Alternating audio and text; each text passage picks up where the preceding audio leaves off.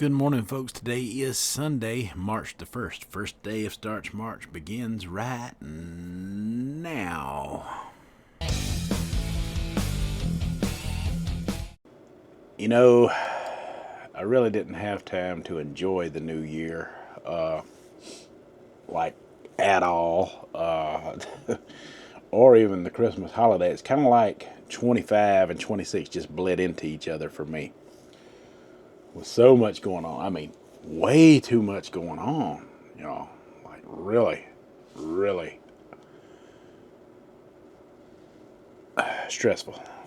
And in way too many more ways than one. I really need a win for the month of March. So, like,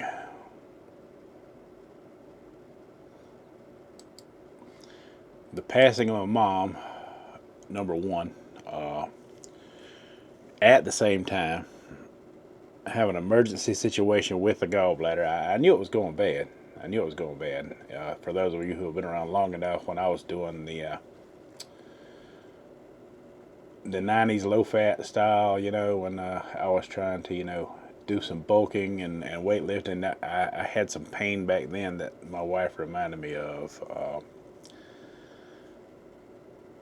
And I think maybe that might have been where the problems first started, when I was messing with that Subway stuff and all of that. And then, it's just kind of started, exacerbating from there.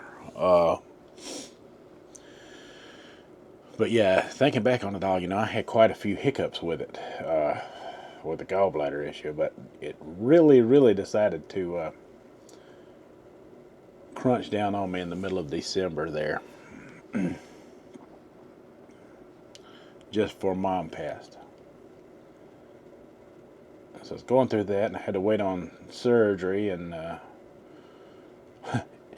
upon doctor's recommendation, eat very low fat, or else I could wind up in an emergency situation into the hospital, if I caused too much bile emptying, from the gallbladder itself, trying to do its function.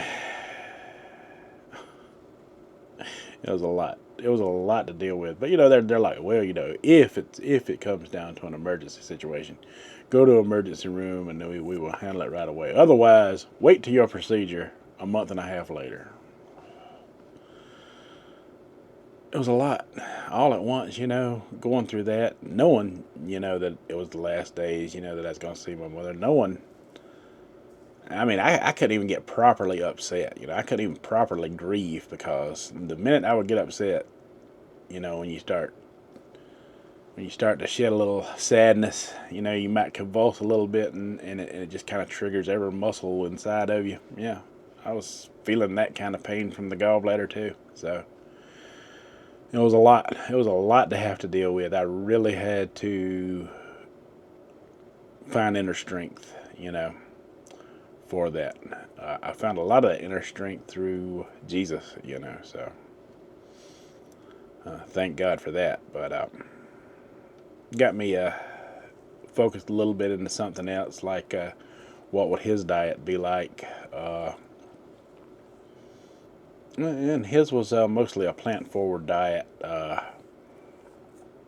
I'd have to say 85 to 90% plant-based.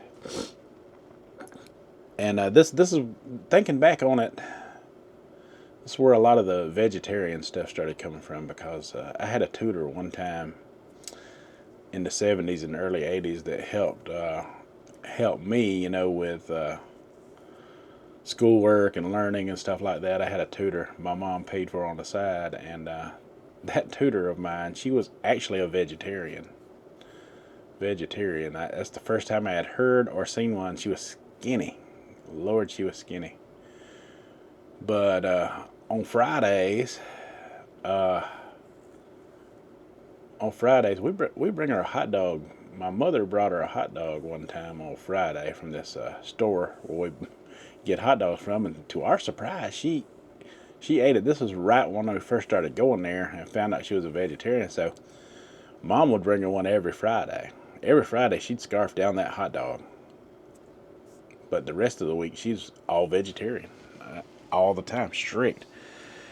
I've even been in her house when she she would forget she had a pot of something boiling on the stove, like some cabbage or whatever the case may be at the time, and the water boil out, and you talk about the worst smell of vegetables burning that you could ever smell in your life. It's a horrible thing. It's a horrible thing. It happened more than once when she'd get into teaching the lessons. Forget about her pot of food on the stove. She was up there in age, way up there in age at the time.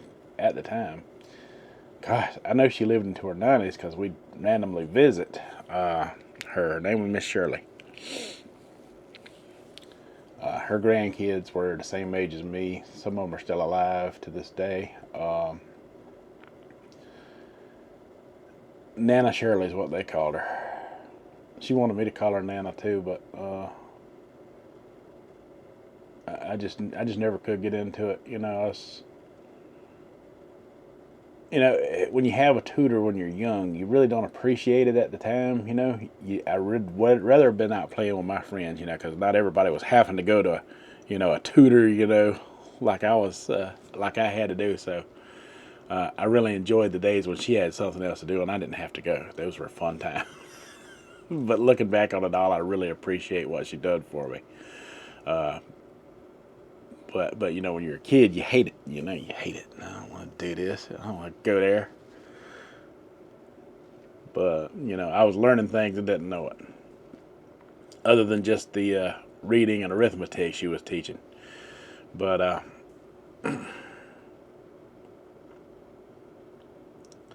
but yeah, I guess you could say she was a flexible vegetarian because she'd eat that hot dog on those Fridays. I never understood it until now.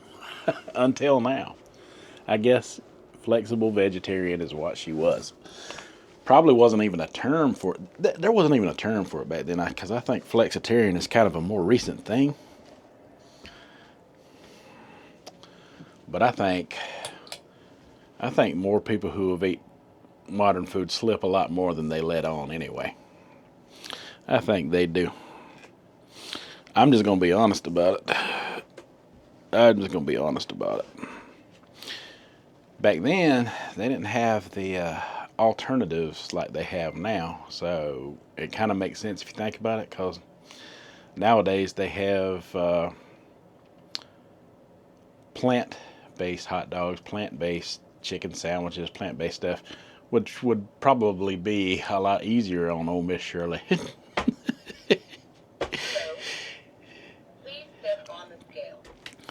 But anyway, we'll show the weight. There is definitely a gain on the scale. Shocker. Your weight is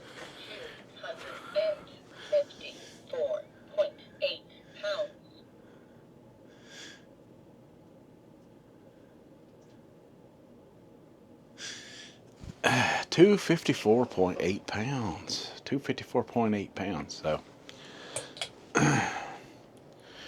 yeah.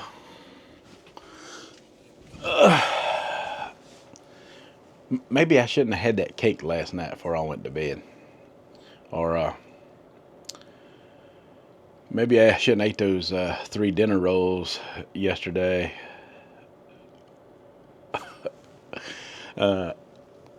After eating, some eggplant parmesan earlier that day, like for lunch, around lunchtime. Supper time, we had the Texas Roadhouse. I got some steak fries there. They were cooked in some oil. They were still plant-based, but they were cooked in some not the healthiest oils, Pair that with a sweet potato, with a little bit of brown sugar cinnamon on there. Other than that, it was plain. Let's see what else. Oh yeah, the regular baked potato. You could totally go to Texas Roadhouse and get nothing but the sides. That's what I got. That's what the wife got. And I was like, you know what? I'm gonna use this as a teachable lesson. I'm not gonna try to do any kind of IF or intermittent fast. I'm gonna go to bed with that cake on my stomach. I'm gonna wake up with that cake still on my stomach. Get on that scale no matter what it says, and proceed into starch march like I've done before in the past. This is nothing new. I've done these very things before in the past. I got to feed the trolls. In my comment section, got to give them a little happy time as well. Because otherwise, if I don't, uh, stumble along the way a little bit, then I wouldn't even know they were there. I wouldn't even know they were. They only show up for the mistakes. So otherwise, otherwise I wouldn't even know they were there at all. But I done all of that, over the past 2 days. Kind of relaxed dieting a lot. Still plant based, other than the cake, that I ate. That was the first time I ate some, and the main reason I eat it, uh, to see if anybody would remember or not. And apparently nobody remembered. See, that cake right there was a part of my father's birthday cake, which he just turned 78. He just turned 78, and I didn't. I didn't get to eat any for my own birthday because it's going through the gallbladder issues. Then there was my daughter's birthday on the 17th, where I also didn't have any cake. Because that was a few days after my surgery and stuff like that, and I was going through the healing process, and I've healed up enough now to where I feel like I could have a piece of cake. I want to see how well my body's functioning after the gallbladder, through all of this process of healing that I've been going through over the past several weeks. And so far, my system has handled it pretty well, with a little extra added unhealthy fats in there. The world is full of them, and sometimes might be in a situation where you're gonna run into them, and the smart thing to do is, see how they affect you. So far, I've got nothing but positive things to say about my gallbladder removal experience. I haven't had the irritable bowel that comes with a lot of people from that. Staying plant-based, fiber-rich, is what they recommended to me anyway. They didn't quite put it like that. They said eat a fiber-rich, low-fat diet while you're going through the gallbladder issues, and also while you're going through the healing issues. So, needless to say, the stool has been solid. It hasn't. I haven't had the irritable bowel, and I know that very well because my mother had that irritable bowel. She was a low carber, most of her life, and those low carb diets really, really, really give you the runny stool for sure. They definitely, irritable bowel and low carb go hand in hand. That is for sure. And I've been in a situation where she couldn't even control that function, and there's others in the family that have had their gallbladder removed through laparoscopic the same way I had mine removed, who also have irritable bowel on occasions like that, and they eat a standard American diet similar to what Mom would flop over into uh, when she wasn't doing low carb stuff. So yeah, and then there's others, in the family, like my mom-in-law, my wife's mama. Uh, she she is like me. She never had any kind of irritable bowel issues whatsoever with her diet. She's in her upper 80s, and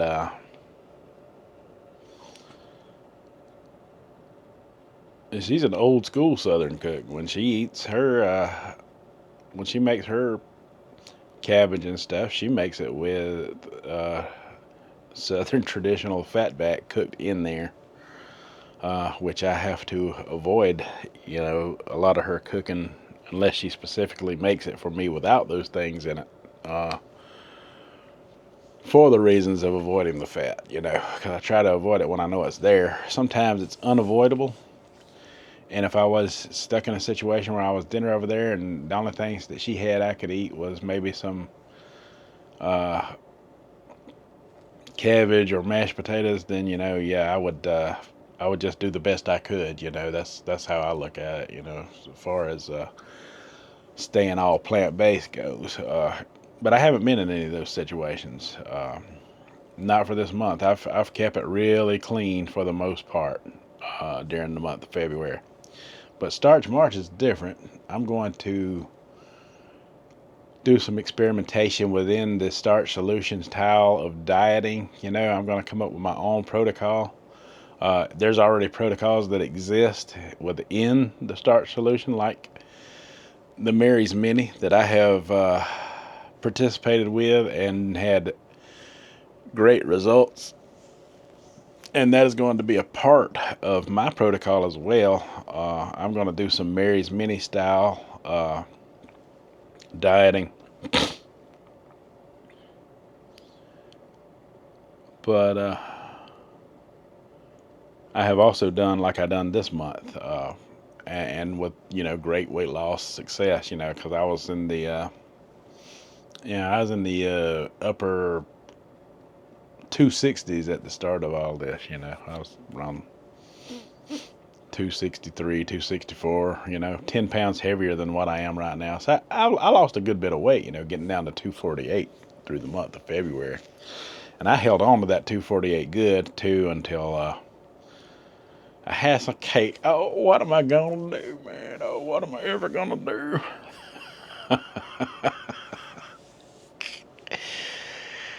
uh, I know. It's going to drop down pretty quick, Uh, but you always hold on to a pound or two of that, don't you?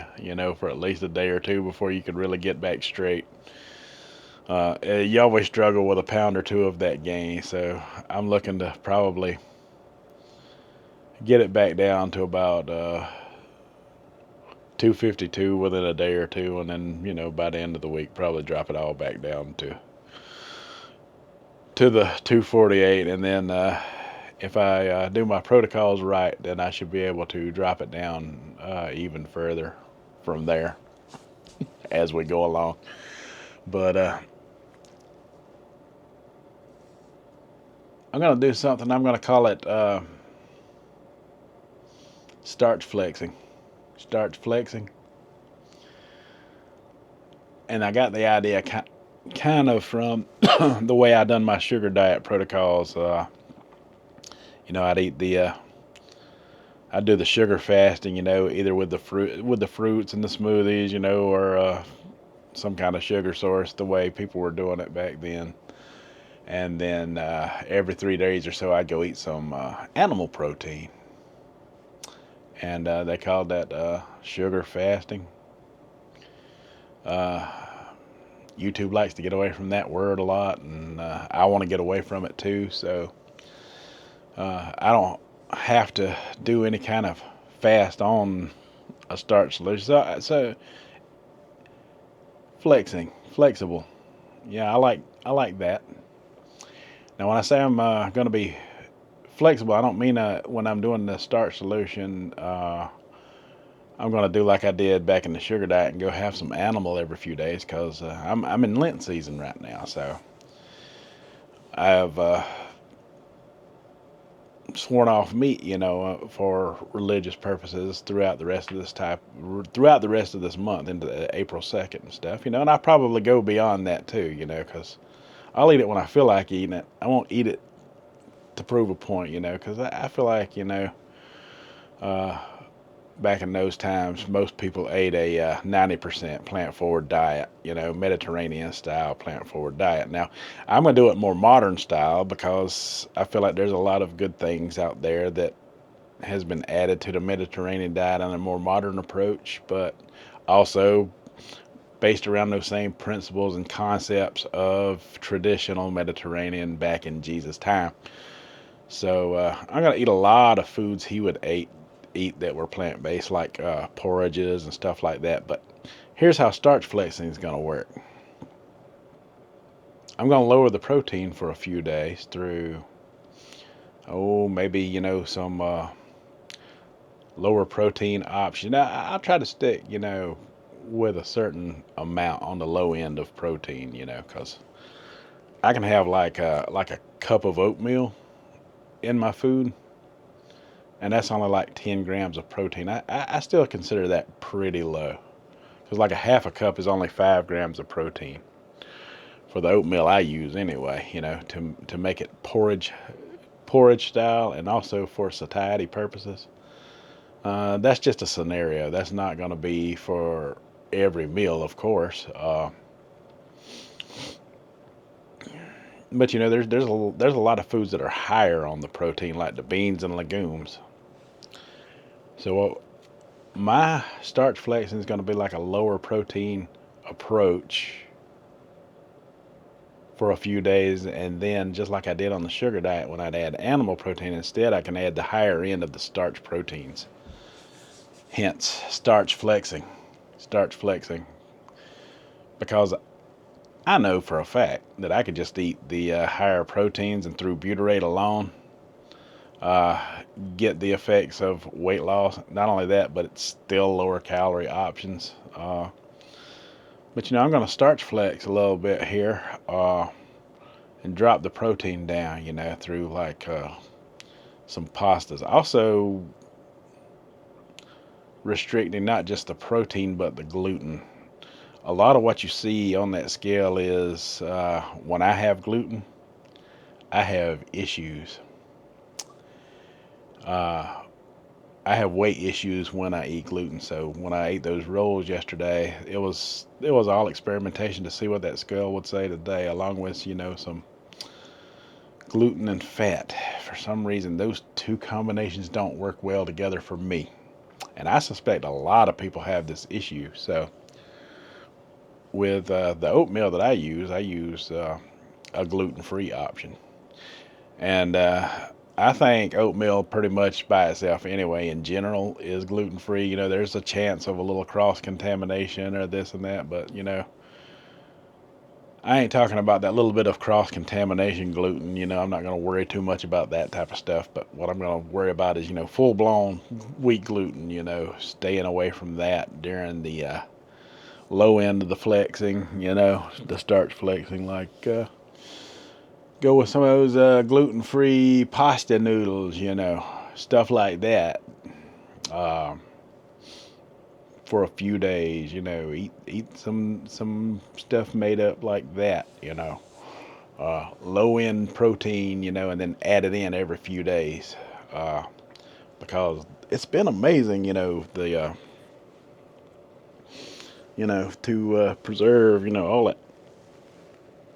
all of the work that I've done. Because I haven't been able to lift and stuff like I was. I'm gonna get more back into that too. I'm gonna get more back into that slowly but surely over the course of the month of March. But yeah, tell me what y'all think about that starch flex. I think that's a good idea to, uh, raise and lower the protein, throughout all of that. Because I feel like that is the real trick behind, or the real secret behind the. I know that is the real trick and secret behind the all fruit, or the raw till four. That is the real secret behind it. The low protein. Uh, and if you don't think it was, think about this. And this started back in the 70s and 80s. You ever heard of the peel a pound soup, or the cabbage soup diet? It's pretty low in protein, don't you think? Pretty effective toward cutting weight too.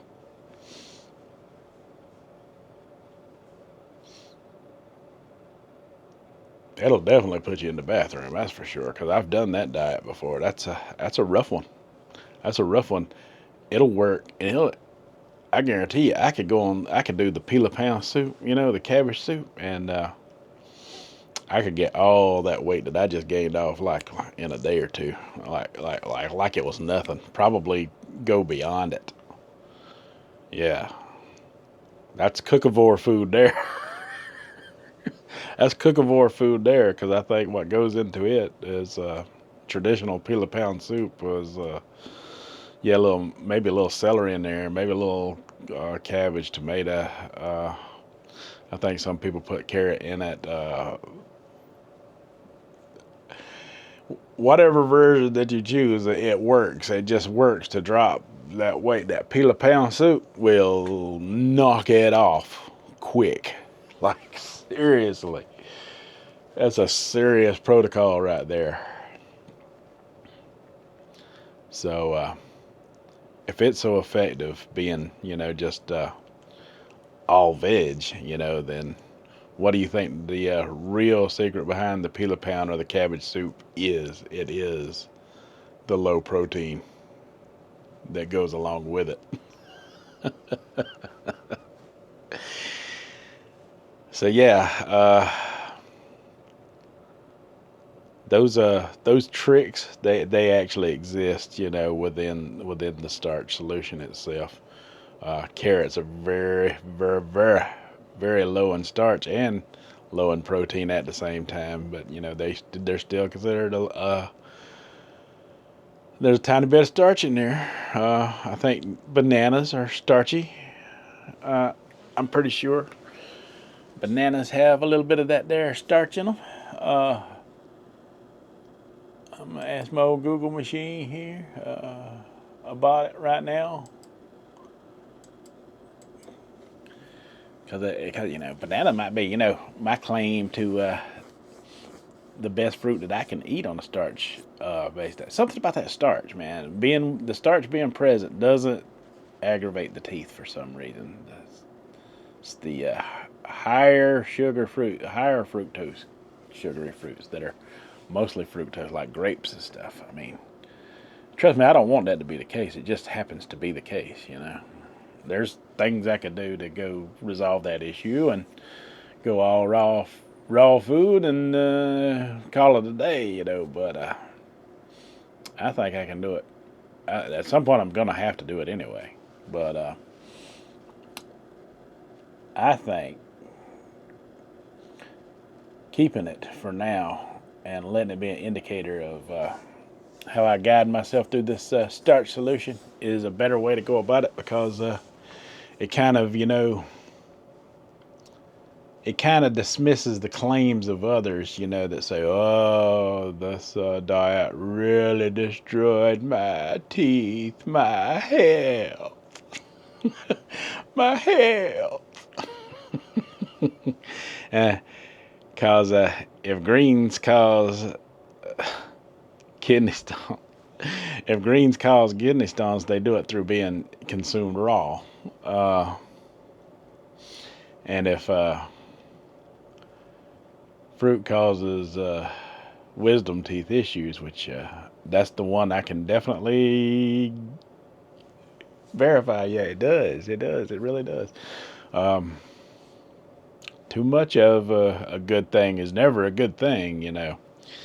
Our bodies are designed to convert certain foods into fuel. Uh, it's good to have a straight fuel source, and I think that's what you get with a lot of the fruit. But I think it's also good to let our bodies do their job and to convert things into fuel. And I think starch is easily converted, why it works so well, and it just converts what it needs instead of having like a overload. Because you can flood the tank, with too much of a fuel source, right? So letting it do its own conversion, I think, is a good thing, and I think that's why the starch solution works so well without the pain. You get the benefits without the pain. You get the benefits without the pain. All right, I've talked about it enough for now. I'm gonna do a better job of making more videos on food that I'm going to be eating, because I want to show everybody that, this is about, healthy dieting through, starchy and cooked vegetables. I want to show that. I will eat some, like, raw food too, in the form of salads, because soup and salads are definitely good. A lot of gluten-free style pastas, because I think my issues too stem from gluten, because what you see mostly on that scale gain is from the gluten that I consumed. I'm pretty sure of it, and it takes 3 days to get gluten out of your system. I've researched into it. It doesn't digest right away. So yeah, I think gluten is something that I can tolerate again, but I'm going to have to do it in moderation for sure, or unless I want to gain all the weight back, because I think gluten is definitely an issue for me. It definitely is a weight gainer, so I can use it for maintenance. I can use it. I can actually use it instead of animal protein for maintenance. I can actually use it instead of animal protein for maintenance if I wanted to. You know, stop losing so fast. Throw in a few slices of bread here and there might do the trick. I'm gonna let it go for now. Y'all tell me what y'all think down in the comments, and that's all I got for this video. So until the next one, you folks have a good one.